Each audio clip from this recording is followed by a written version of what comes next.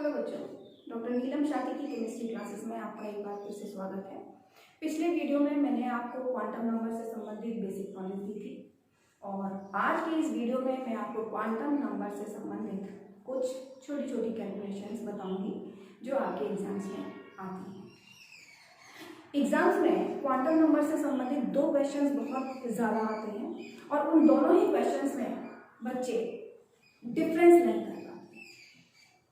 वो दो क्वेश्चंस कौन से हैं? पहले तो आपको क्वेश्चन समझना है और आपको ये समझना है कि उन क्वेश्चंस में आपसे वो किस बात की जानकारी लेना चाहते हैं। तो समझिएगा, एक क्वेश्चन आता है कि n इक्वल्स टू 2। मैंने यहाँ पर n इक्वल्स टू 2 लिया है। एग्जाम में कोई भी वैल्यू आ सकती है, n equals to 1, n equals to 2, n equals to 3 और 4। तो n इक्वल्स टू 2 के लिए 4 क्वांटम नंबर्स ज्ञात कीजिए या कैलकुलेट कीजिए। अब इस क्वेश्चन में वो आपसे क्या पूछ रहे हैं ये आपको पता होना चाहिए।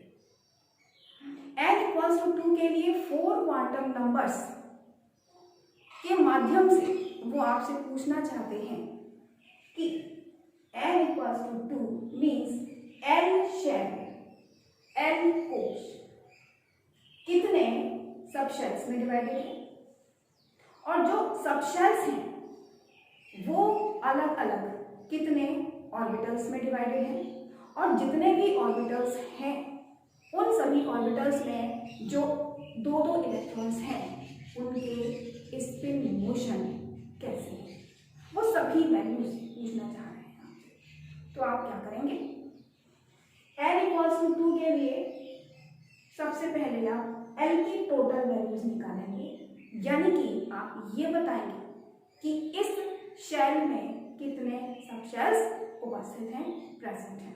देखिए कैसे, n equals to 2 first quantum number आपको दिया हुआ है, सेकेंड हमको निकालना है n। तो l कैसे निकालते हैं, l की वैल्यूज डिपेंड करती हैं n पर, ये आप सभी जानते हैं, और l की वैल्यूज हमेशा स्टार्ट हम करते हैं 0 से, यानी कि l की वैल्यूज स्टार्ट होती हैं 0 से n माइनस 1 ये चलेंगी। तो यहाँ पर हम लेते हैं 0 से स्टार्ट करते हैं 0, 1 का डिफरेंस करते हुए 0 के बाद में 1, यही दो वैल्यूज रहेंगी क्योंकि 1 के बाद में 2 आ जाता है, जबकि हमको कहाँ तक चाहिए, n माइनस 1 तक वैल्यूज चाहिए। तो यहाँ पर हमको n इक्वल्स टू 2 के लिए l की ये 2 वैल्यूज मिली 0 और 1, यानी कि हम कह सकते हैं कि जो l शेल है, l कोश है, वो 2 सबशेल्स 0 and 1, और ये हम पहले पढ़ चुके हैं, पिछले वीडियो में मैं बता चुकी हूँ आपको।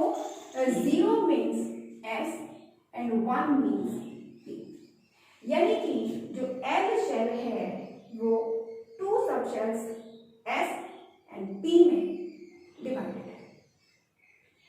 L की वैल्यूज हमको मिल गई। अब हम निकालते हैं magnetic quantum number small m की वैल्यूज।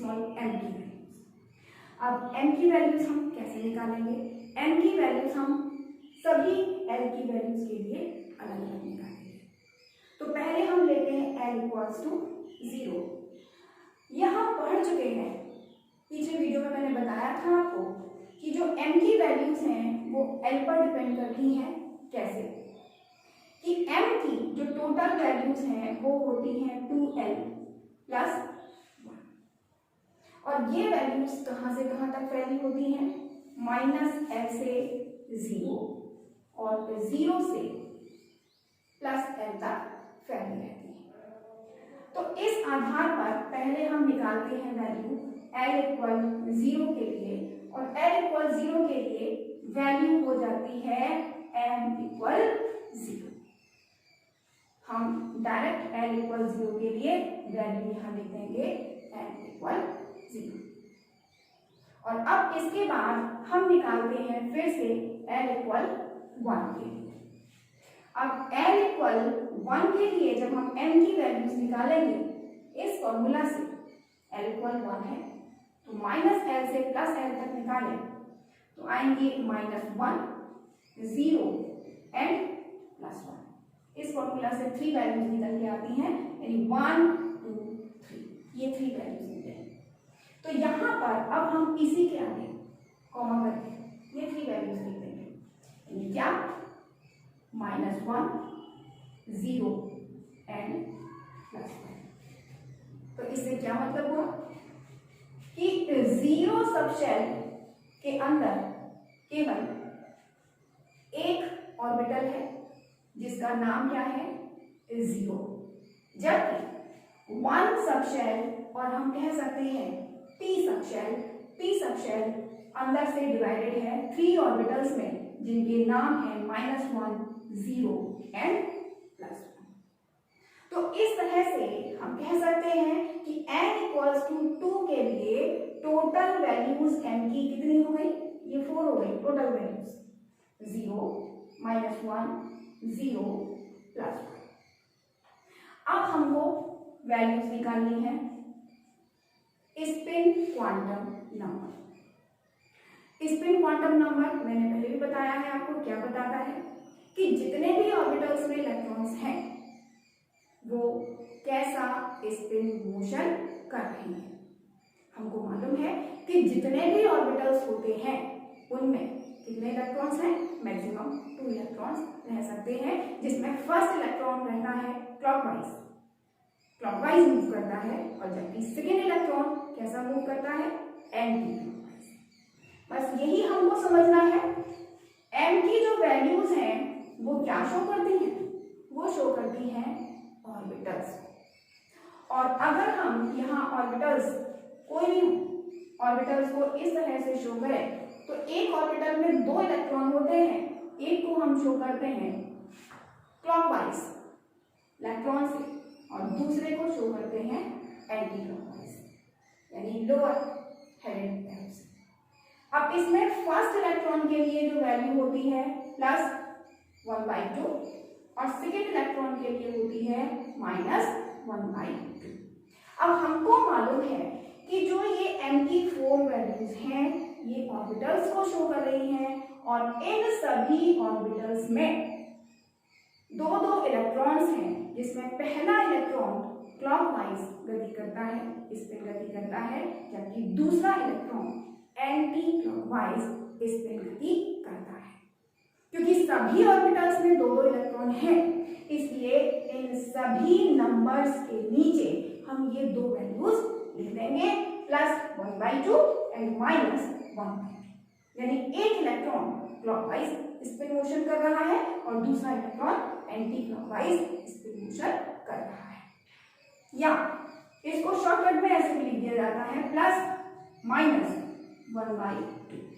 0 के नीचे, यानी +1/2 भी -1/2 एंड +1/2 +-1/2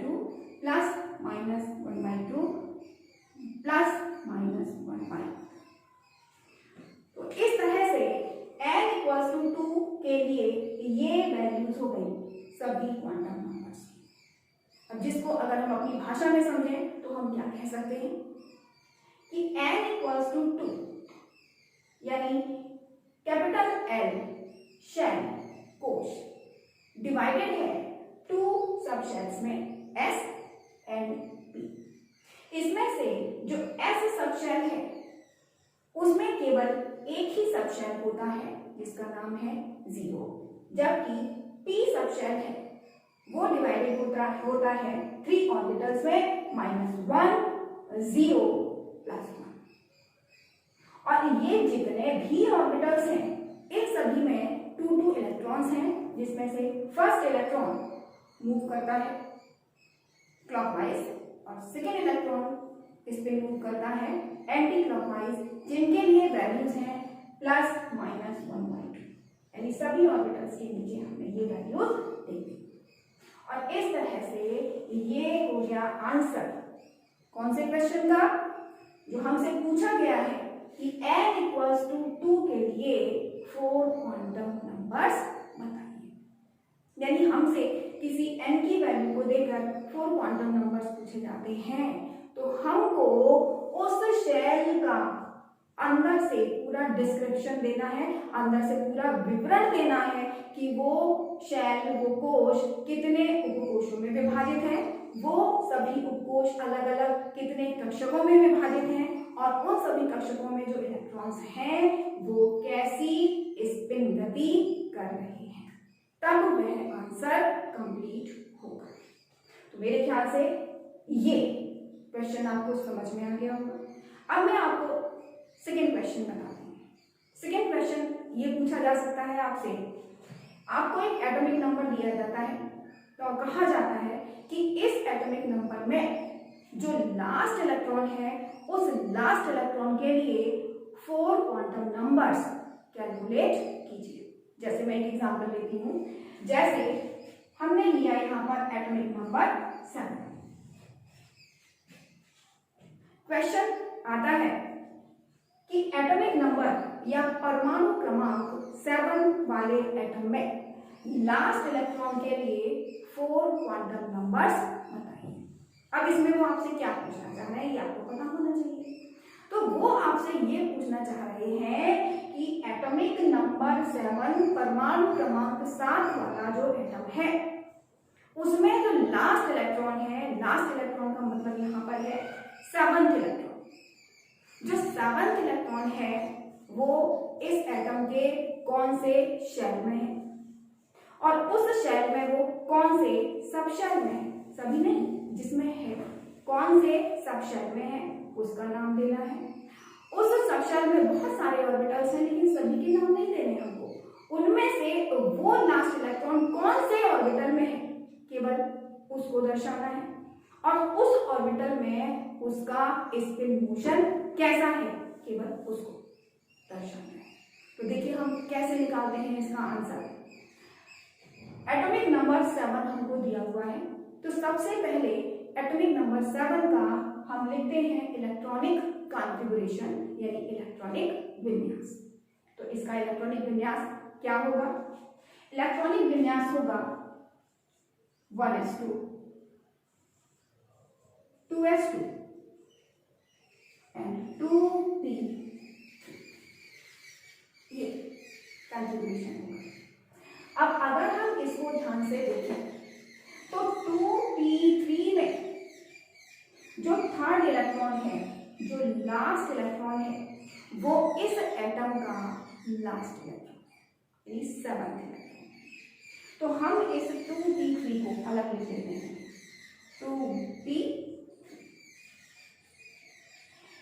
2p3 में जो आगे नंबर होता है ये नंबर ये शो करता है small m principal quantum number, यानी ये संख्या प्रदर्शित करती है मुख्य क्वांटम संख्या को।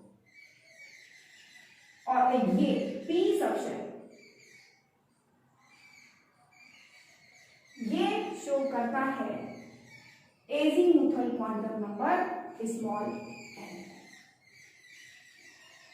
ये दो वैल्यूज हम निकाल लेते हैं, उसके बाद फिर थोड़ी सी कैलकुलेशन करके हम बची हुई दो वैल्यूज की निकालेंगे। अब समझिएगा कि एटॉमिक नंबर 7 में जो लास्ट इलेक्ट्रॉन है उसके लिए n की वैल्यू क्या हो गई 2, n इक्वल्स टू 2 और n की वैल्यू क्या हो गई p सब शेल में इलेक्ट्रॉन है क्योंकि ये तीनों इलेक्ट्रॉन किसमें है p सब शेल में, और हमको मालूम है, हम पढ़ चुके हैं कि s p d f इनके लिए जो l की वैल्यूज होती हैं 0 1 2 एंड 3 होती हैं। तो यहाँ p के लिए क्या वैल्यू आई l की 1, यानी हम कहेंगे l की वैल्यू यहाँ कितनी हो गई 1। हमको n की वैल्यू मिल गई, l की वैल्यू मिल गई। अब दो वैल्यूज रह गई m और s। अब m की वैल्यू हम कैसे निकालते हैं उसके लिए हम हटकर थोड़ी सी कैलकुलेशन करते हैं। कैसे? l इक्वल्स टू 1 के लिए जो सामान्यतः हम पीछे पढ़ चुके हैं वैल्यूज हम कैसे निकालते हैं कि l इक्वल्स टू 1 के लिए टोटल वैल्यूज हम निकालते हैं फॉर्मूला 2l प्लस 1 से। हमने 2l प्लस 1 से निकाला तो 2 इंटू 1 प्लस 1 इक्वल कितना निकल कर आ गया 3, यानी l इक्वल्स टू 1 जो p सबशेल है वो अंदर से डिवाइडेड है कितने सबशेल्स में 3, और उन 3 सबशेल्स के जो नाम होंगे, उन तीनों कोशों के जो नाम होंगे वो क्या होंगे, -l से लेकर 0 और 0 से +l तक। तो यहाँ पर l की वैल्यू क्या है, -1 है, तो यहाँ जो वैल्यू 3 आएंगी वो होंगी -1, 0 एंड +1। तो रफली हमने यहाँ पर ये निकाल लिया कि जो यहाँ हमको l की वैल्यू दी हुई है उससे संबंधित जो उपकोश है, जो सबशेल है, वो अंदर से कितने ऑर्बिटल्स में डिवाइडेड है। अब ये पता करने के बाद में हमको क्या करना है, तीनों वैल्यूज पता चल गई। अब इनमें से 7th इलेक्ट्रॉन यानी कि 2p3 का 3rd इलेक्ट्रॉन कौन से सबशेल में आएगा, सॉरी कौन से ऑर्बिटल में आएगा, ये देखना है। तो हम क्या करते हैं, ये जो 3 ऑर्बिटल्स आए हैं ये p सबशेल में हैं और इन्हीं में ये 3 इलेक्ट्रॉन्स भरे हुए हैं। तो हम ये 3 इलेक्ट्रॉन्स यहाँ पर भरते हैं, फिल करते हैं। तो जो ये इलेक्ट्रॉन्स हम यहाँ पर फिल करेंगे कौन से रूल के अकॉर्डिंग आएंगे, ये आते हैं टुम्स रूल के अकॉर्डिंग, यानी कि फर्स्ट इलेक्ट्रॉन यहाँ पर, सेकेंड इलेक्ट्रॉन 0 और थर्ड इलेक्ट्रॉन +1। हमने आपको पहले भी बताया था कि 2p3 में जो 3rd इलेक्ट्रॉन है वही 7th इलेक्ट्रॉन लास्ट इलेक्ट्रॉन है। तो हमने क्या देखा यहाँ पर कि जो 3rd इलेक्ट्रॉन है वो कौन से ऑर्बिटल में आया, वो आया यहाँ पर +1 में। तो यहां से हमको वैल्यू मिल गई कि m की वैल्यू है +1, यानी कि जो 7th इलेक्ट्रॉन है वो +1 ऑर्बिटल में प्रेजेंट है। और अब s की वैल्यू, m और s की एक साथ वैल्यू निकल के आ जाती है। हमने देखा कि जो ये 2p3 का 3rd इलेक्ट्रॉन है वो कैसा स्पिन मोशन कर रहा है, कैसा एरो है, क्लॉकवाइज, और क्लॉकवाइज एरो का मतलब है कि इसके लिए स्पिन क्वांटम नंबर होगा +1/2। तो यहां इस तरह से हमको एटॉमिक नंबर 7 वाले एटम में लास्ट इलेक्ट्रॉन के लिए 4 क्वांटम नंबर यानी उसका एड्रेस मिल गया, उसका पता मिल गया। कैसे समझिएगा कि जो लास्ट इलेक्ट्रॉन है वो कौन से शेल में है, सेकेंड, और सेकेंड शेल कौन सा होता है, एल शेल में। यानी हम अपनी भाषा में कह सकते हैं कि जो लास्ट इलेक्ट्रॉन है वो एल शेल में है। एल शेल के 1 यानी कि पी सब शेल में है, और पी सब शेल में वैसे तो 3 ऑर्बिटल्स होते हैं, लेकिन उन 3 ऑर्बिटल्स में से वो कौन से ऑर्बिटल में है, +1 ऑर्बिटल में है, और +1 ऑर्बिटल में वो क्लॉकवाइज स्पिन मोशन कर रहा है। तो हमने यहाँ पर सभी, जैसे हमने फर्स्ट क्वेश्चन के आंसर में सभी वैल्यूज दी थी, उस तरह से वैल्यूज ना देकर केवल वो प्रॉपर वैल्यूज दी हैं जहां पर वो इलेक्ट्रॉन प्रेजेंट है। तो इस तरह से हमको एक इलेक्ट्रॉन के लिए 4 क्वांटम नंबर्स मिल गए, यानी कि उस एटम में उस क्वांटम नंबर का कंप्लीट एड्रेस मिल गया। तो मेरे ख्याल से आपको 2 तरह के जो क्वेश्चंस बताए थे उनमें अंतर करना समझ में आ गया होगा, और उनके आंसर्स भी निकालने समझ में आ गए होंगे। आप इन्हीं दोनों क्वेश्चन से संबंधित और क्वेश्चंस भी बुक्स में देखिएगा, उनको कैलकुलेट करने की कोशिश कीजिएगा। नहीं समझ में आते हैं तो आप मुझे कमेंट करके कुछ भी पूछ सकते हैं। मैं और अपने इस वीडियो में सुधार करना चाहूंगी, तो आप अपने सजेशंस भी मुझको दीजिए, या आप कोई विशेष टॉपिक मुझसे पूछना चाहते हैं, उसे समझना चाहते हैं, तो उसके बारे में भी आप उसको सजेस्ट कर सकते हैं। तो मैं मैं आपसे कहना चाहूँगी कि आपको ये मेरा वीडियो कैसा लगा प्लीज़ ज़रूर बताइएगा, कमेंट कीजिएगा और इस वीडियो को लाइक कीजिए, शेयर कीजिए और मेरे चैनल को सब्सक्राइब कीजिए। Thank you.